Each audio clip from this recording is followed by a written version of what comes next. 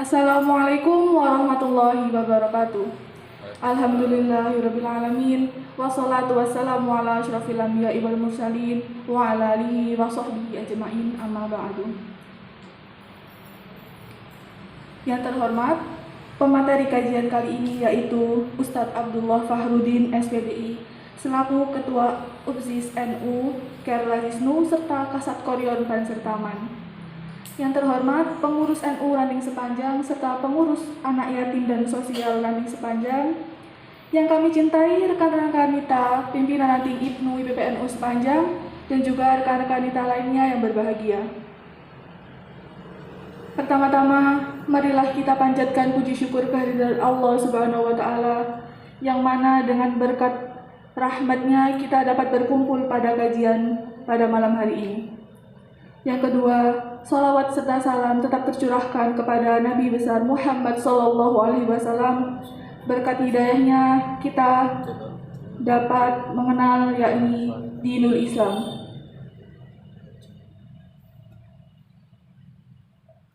Sebelum membuka acara kajian pada hari ini, marilah kita membaca Ummul Quran Surat Al-Fatihah dengan harapan kajian pada hari ini dapat berjalan lancar dan memberi berkah bagi kita semua. Ila hadratin Nabi Mustafa Muhammad sallallahu alaihi wasallam. Al-Fatihah.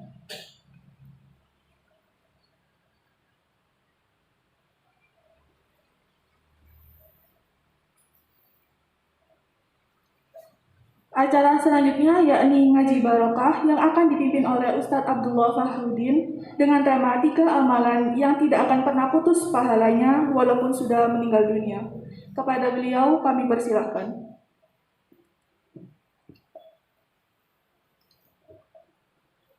Assalamualaikum warahmatullahi wabarakatuh. Alhamdulillahi wassalatu wassalamu ala rasulillah Sayyidina Muhammad ibni Abdillah. Asyhadu an la ilaha illallah wahdahu la syarikalah wa asyhadu anna sayyidana wa nabiyyana Muhammadan abduhu wa rasuluh la nabiyya ba'dah la haula wa la quwata illa billah, amma ba'd. Qala ta'ala wa lam yazal qailan alimah innallaha wa malaikatahu yusalluna 'alan nabi ya ayyuhalladzina amanu sallu 'alaihi wa sallimu taslima.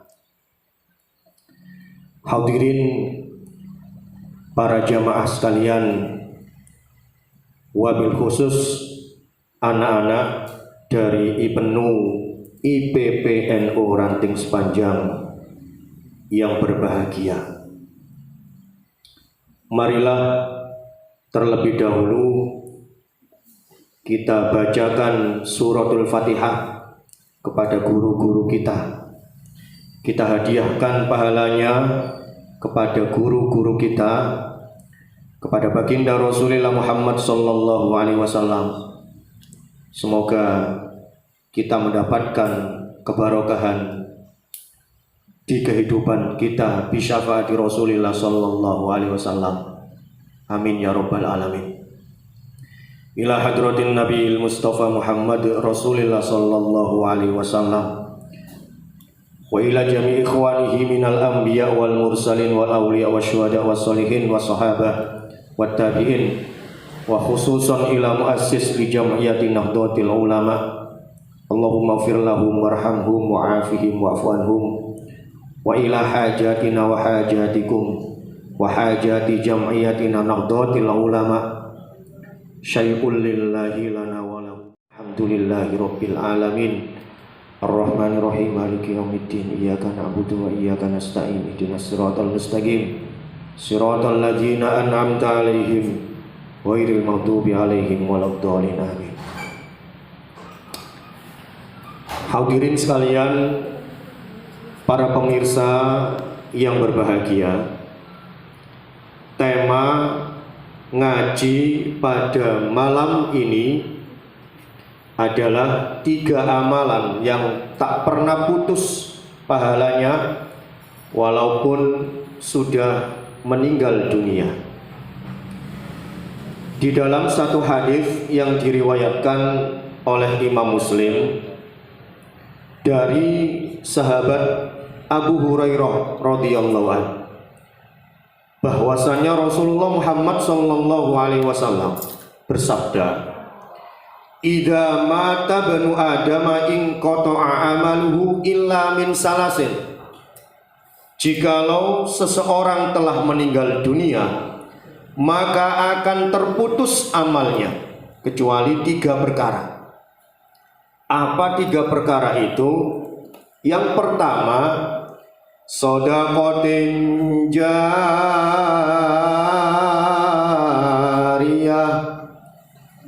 amal yang pahalanya terus mengalir walaupun sudah meninggal dunia adalah shadaqah jariyah.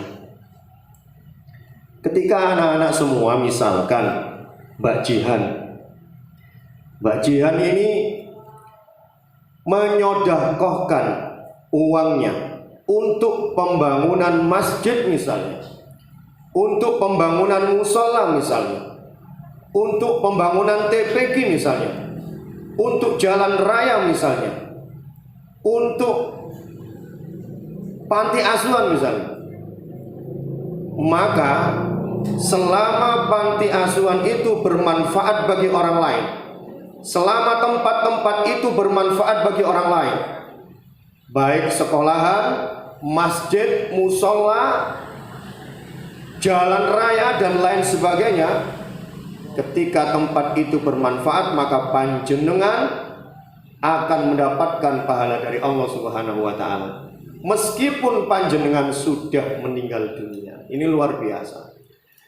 Selama beribu-ribu tahun tempat itu masih dimanfaatkan orang, sekolah masih digunakan untuk pendidikan, TPQ digunakan untuk mengaji, musola digunakan untuk sholat, maka selama itu pula panjenengan mendapatkan pahala dari Allah Subhanahu wa ta'ala. Luar biasa, meskipun sudah meninggal dunia masih mendapatkan pahala dari Allah Subhanahu wa ta'ala.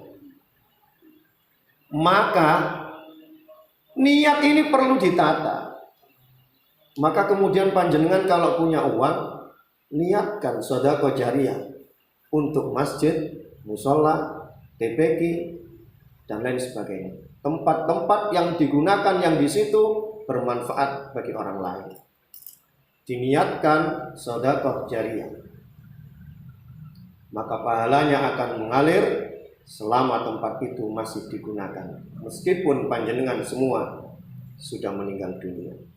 Contoh lagi, misalnya saya menginfakkan uang saya untuk dibelikan keramik misalnya, oleh panitia kemudian diberikan keramik dan dipasanglah keramik itu di tempat ini, panti atau rumah yatim ranting NU Sepanjang.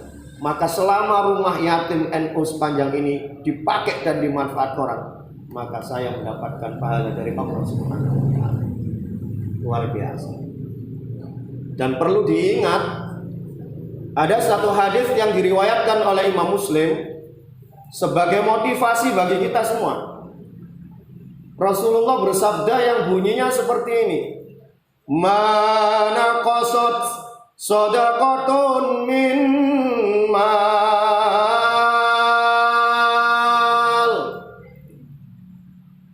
Maka sedekah itu tidak akan mengurangi harta panjenengan. Allah akan menambah harta panjenengan. Sedekah tidak mengurangi harta panjenengan. Bisa jadi Allah membalas sedekah panjenengan dengan kesehatan panjenengan, sehingga Anda semua sehat selalu, tidak mengeluarkan uang karena Anda sehat. Diberikan kekayaan oleh Allah berupa kekayaan sehat. Diberikan anak-anak yang soleh, yang solehah oleh Allah, sehingga keluarganya tenang.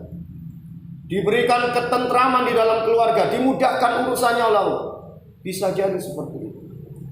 Maka inilah yang kemudian dapat diartikan tidak akan mengurangi harta panjenengan, bahkan semakin dilipat gandakan oleh Allah Subhanahu wa ta'ala. Dilipat gandakan pahalanya dilipat gandakan hartanya, dilipat gandakan kemuliaannya oleh Allah Subhanahu wa taala. Kalau di dalam Al-Qur'an ini jelas gambarannya. Perumpamaan bagi orang-orang yang berinfak di jalan Allah ini diibaratkan seperti dengan sebutir benih. Pada tiap-tiap butir benih menumbuhkan 7 bulir, dan setiap bulir ada 100 biji.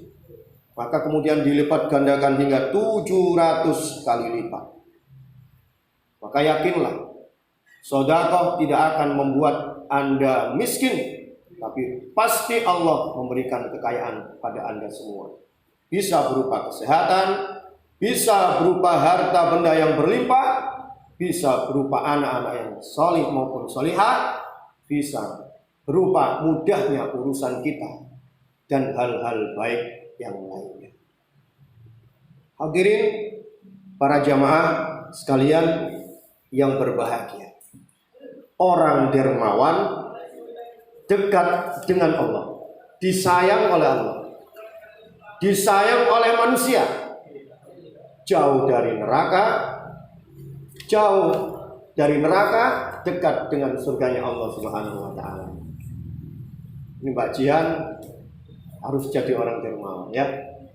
Jadi orang akan kehilangan panjenengan semua kalau panjenengan dermawan. Tapi sebaliknya, wal bakhil ba'idun minallah, orang yang pelit jauh dari Allah. Ba'idun minal jannah, jauh dari surga. Ba'idun minan nas, jauh dari manusia. Qaribun minan nar, dekat dengan nerakanya Allah Subhanahu wa taala. Nauzubillah, summa nauzubillah min dzalik. Kemudian yang kedua, ini menarik kajian kita ini ya.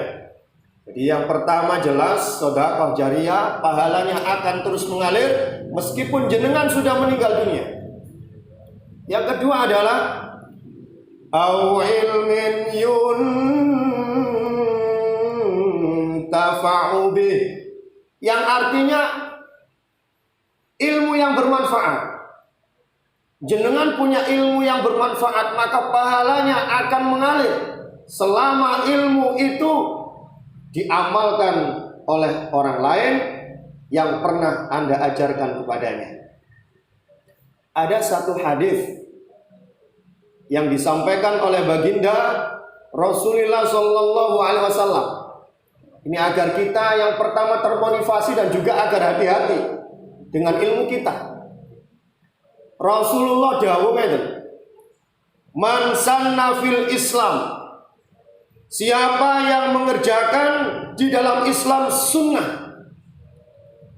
Man sanna fil Islami sunnatan hasanatan, siapa yang mengerjakan di dalam Islam sunnah yang baik, falahu ajruha, maka ia mendapatkan pahala, wa ajru man amila biha, ditambah pahalanya orang yang mengikutinya, ba'dahu, setelah ia ajarkan kepadanya. Contohnya misalnya, ketepaan ini Pak Udin kan guru ya. Saya mengajarkan kepada santri-santri saya bab sholat, tentang tata cara sholat, rukun sholat, sunnah-sunnah sholat. Kemudian oleh santri saya dipelajari dan dipraktekkan.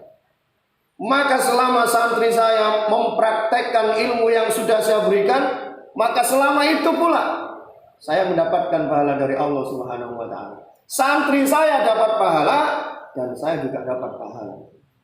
Nah, gitu.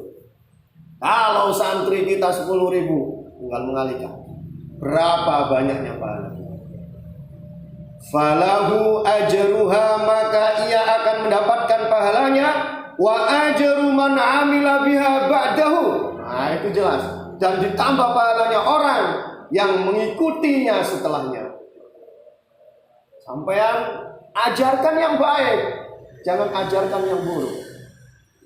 Pasti mendapatkan pahala dari Allah Subhanahu wa taala. Luar biasa ulama-ulama kita dengan karangan ilmunya. Kemudian ilmunya dipelajari oleh orang lain dan dipraktekkan. Berapa juta orang yang mempraktekkan, maka beliau pun mendapatkan pahala berjuta-juta dari orang yang mempraktekkan ilmunya. Ilmu yang bermanfaat ini luar biasa. Pahalanya akan terus mengalir meskipun sudah meninggal dunia.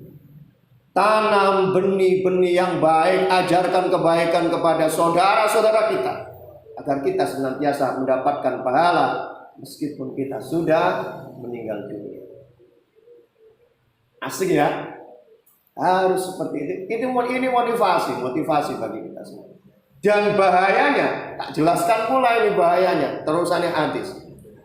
Wa man sanna fil Islam sunnatan sayyi'atan. Siapa yang mengajarkan sunnah-sunnah yang buruk? Sunnah-sunnah yang buruk ini tidak ada. Maksudnya adalah mengajarkan keburukan. Kana alaihi wizruha. Ia mendapatkan dosa.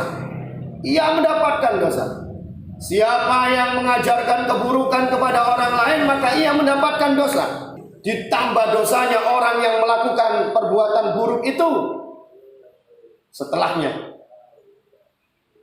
Jihan, Mbak Jihan, Kakak Jihan misalnya ya, mengajarkan tentang mencuri, tata cara mencuri kepada adik. Dek, nek mencuri gini, lihat situasi aman, ambil, lari gitu.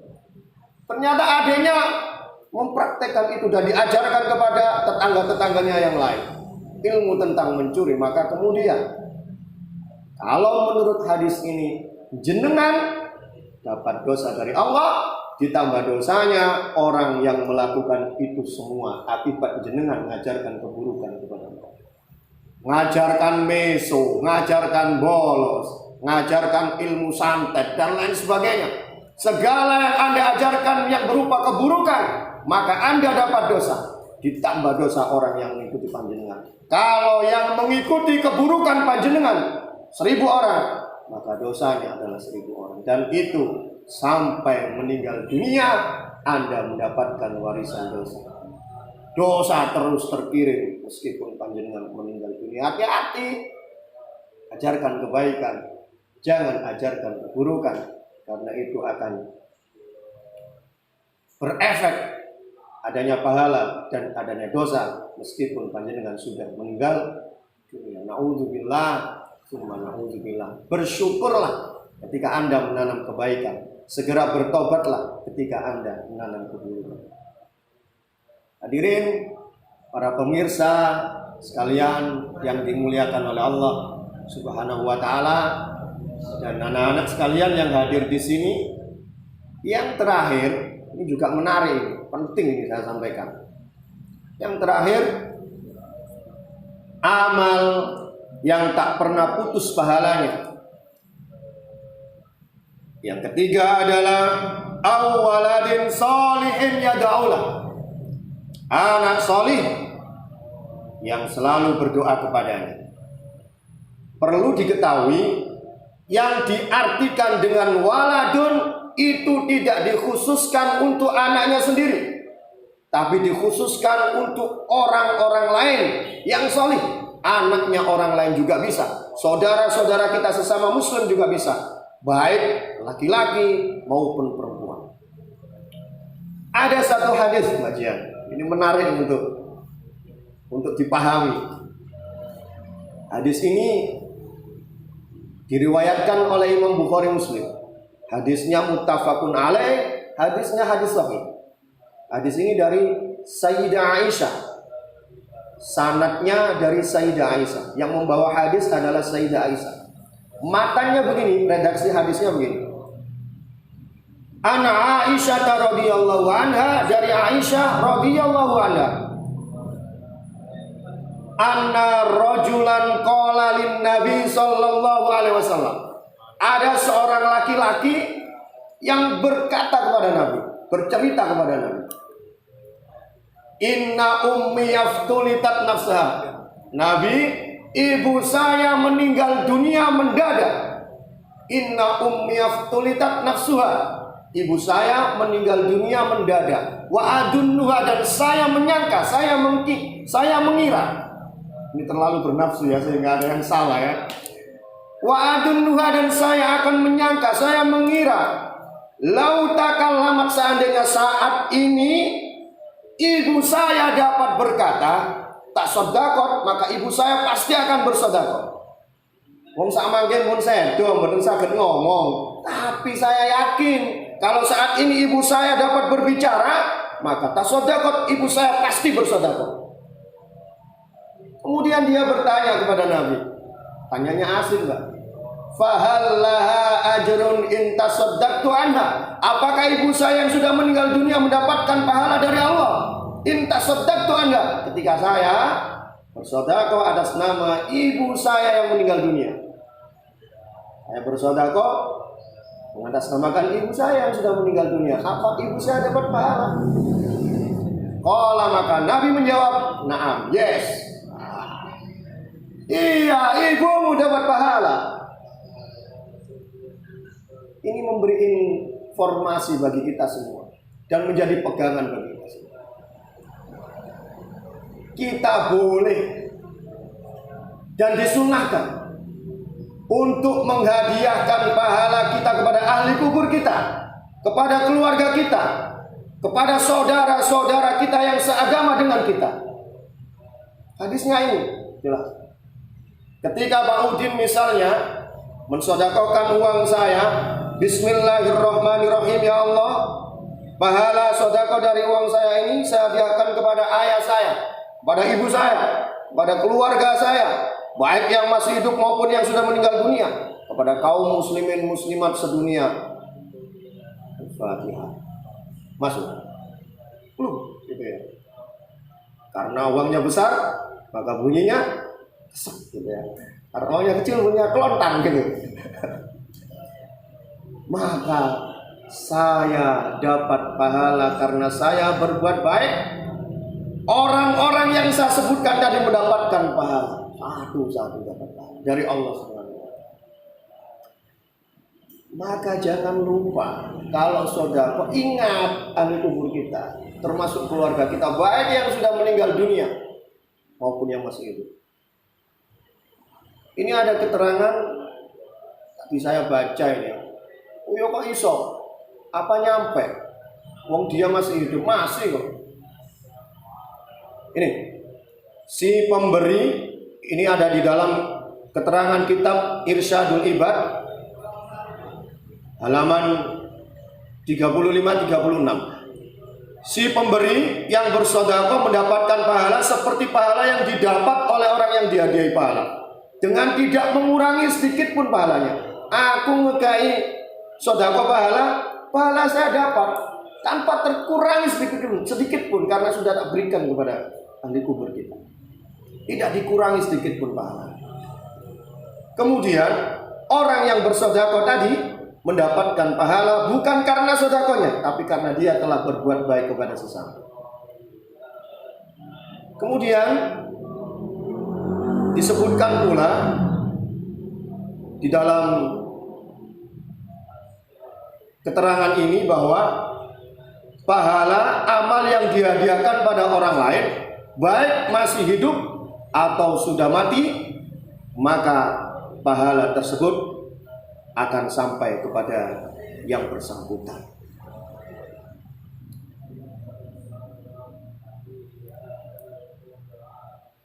Cuman ada satu syaratnya. Syaratnya ini harus sama-sama muslim. Harus sama-sama muslim. Harus sama-sama muslim.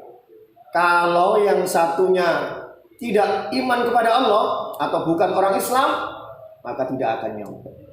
Tidak akan nyampe, ya. Jadi kalau dalil Al-Qur'annya itu surat At-Tur ayat 21.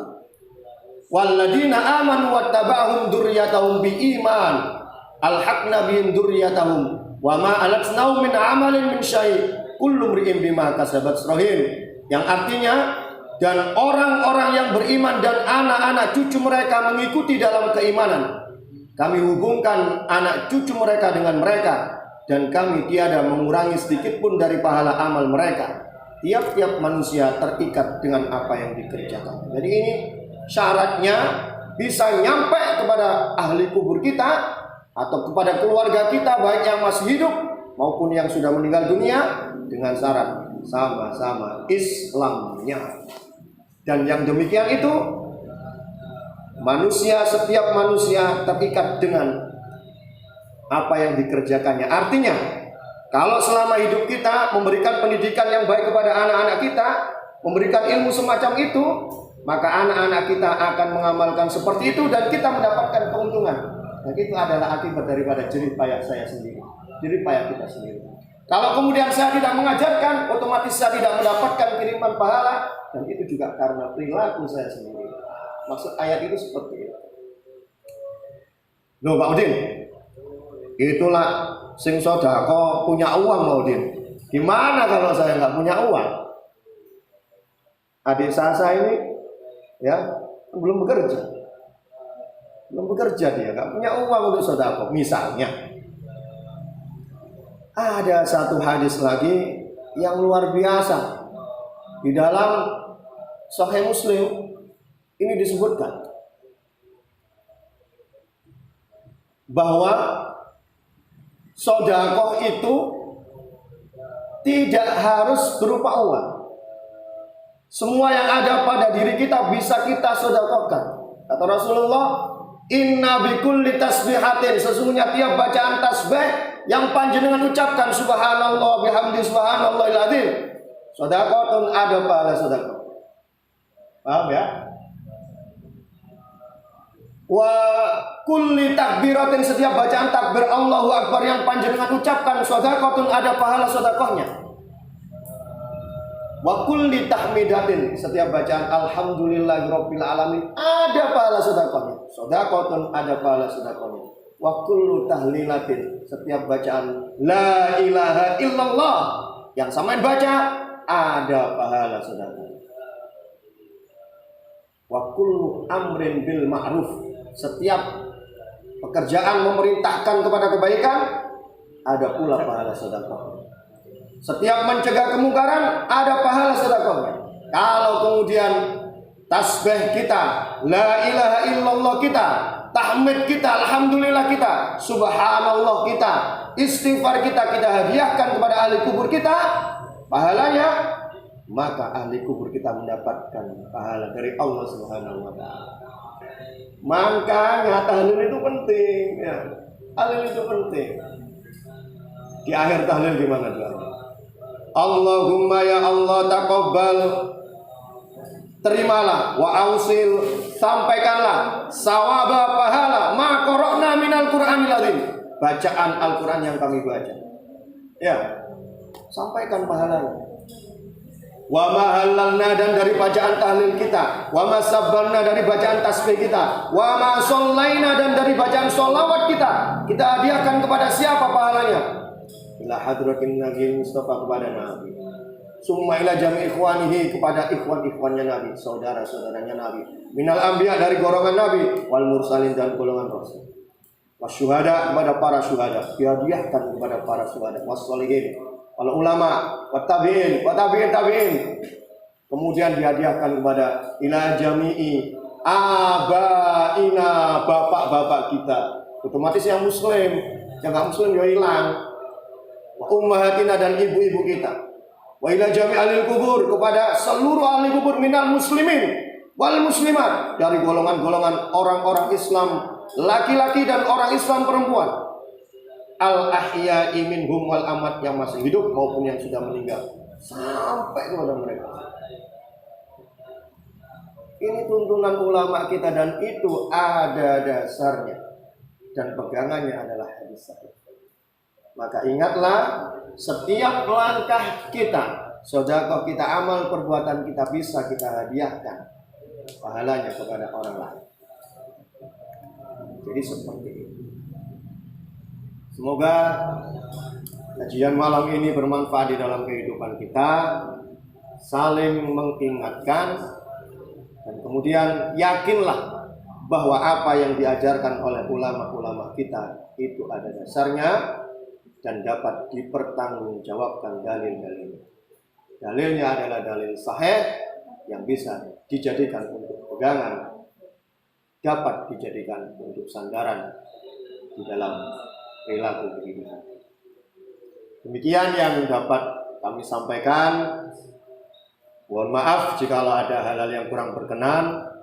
Semoga dibarengi dengan hidayahnya Allah Subhanahu wa ta'ala. Amin. Amin ya rabbal alamin. Wal afu minkum. Wassalamualaikum warahmatullahi wabarakatuh.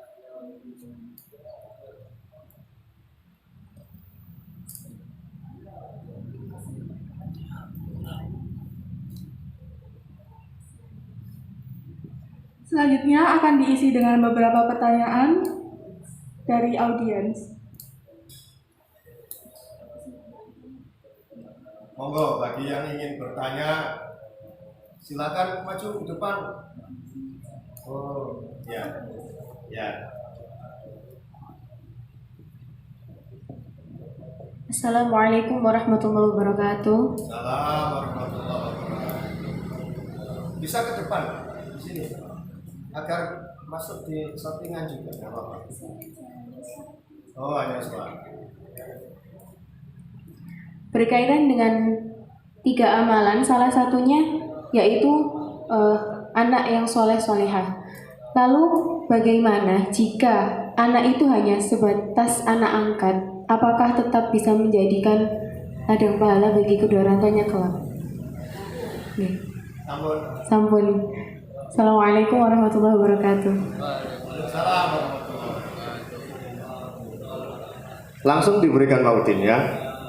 Tadi sudah saya sampaikan dan sebelumnya juga terima kasih atas pertanyaannya yang luar biasa ya dari Ketua IPP Nurani Sepanjang.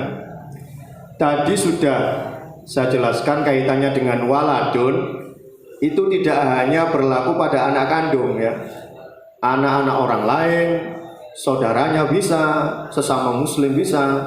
Satu syaratnya pokok podo islami sama-sama muslimnya, maka pasti akan sampai kepada ahli kubur kita. Kalau tidak muslim, tidak akan pernah sampai. Jadi harus sama-sama Islamnya.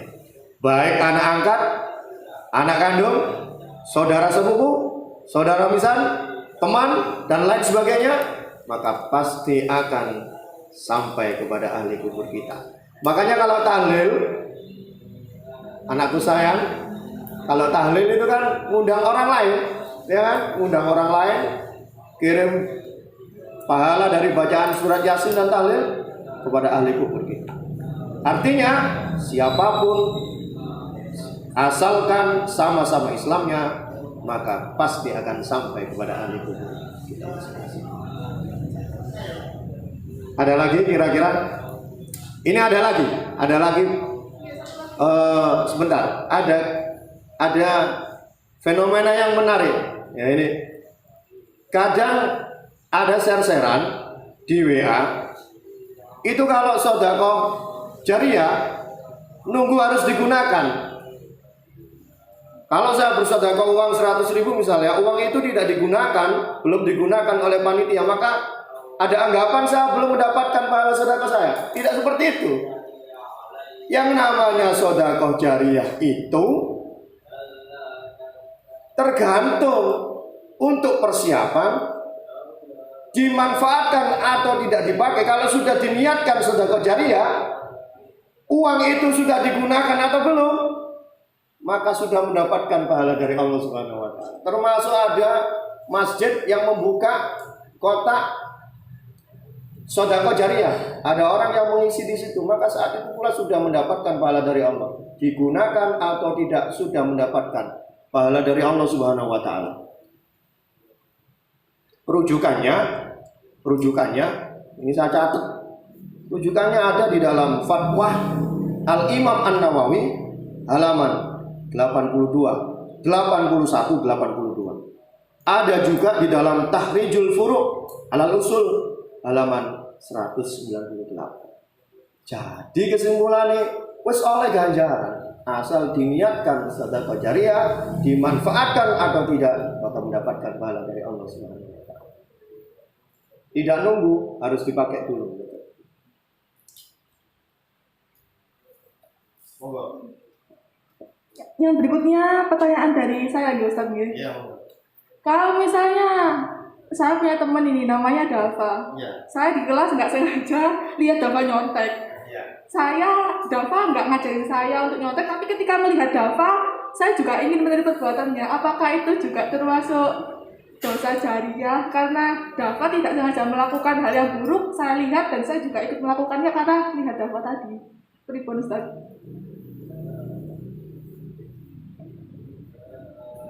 Ketika kita memberikan contoh yang buruk, secara otomatis sudah mendapatkan dosa. Ya, meskipun tanpa diajarkan kepada orang lain dan jenengan meniru perilaku itu, maka langsung dia juga mendapatkan tambahan dosa dari orang yang mengerjakan keburukan tersebut. Makanya hati-hati ketika panjenengan akan melakukan sesuatu, lakukan yang baik agar jangan sampai dicontoh. Kalau kita melakukan keburukan, agar jangan sampai cepat-cepat tobat, agar jangan sampai dicontoh oleh orang lain. Baik, alhamdulillah, langsung ada orang yang meniru, kita dapat pahala. Kalau buruk, innalillahi. Nah itu. Maka kemudian berhati-hatilah di dalam bersikap dan bertingkah laku, karena ada balasan sesudahnya. Kalau kebaikan, alhamdulillah, yang melakukan banyak, pahalanya juga banyak. Meskipun kita meninggal, banyak orang yang melakukan, kita dapat pahala.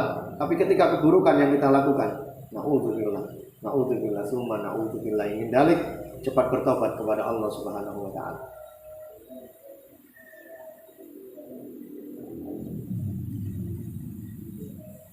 Ada lagi?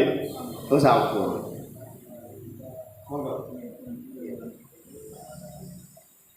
Demikian acara ngaji pada malam hari ini.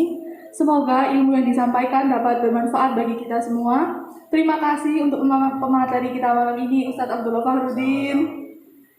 Untuk teman-teman dari Karita semuanya, terima kasih sudah menonton ngaji pada malam hari ini. Semoga kita semua tetap istiqomah dalam majelis ilmu ini. Kami pamit undur diri. Wassalamualaikum warahmatullahi wabarakatuh.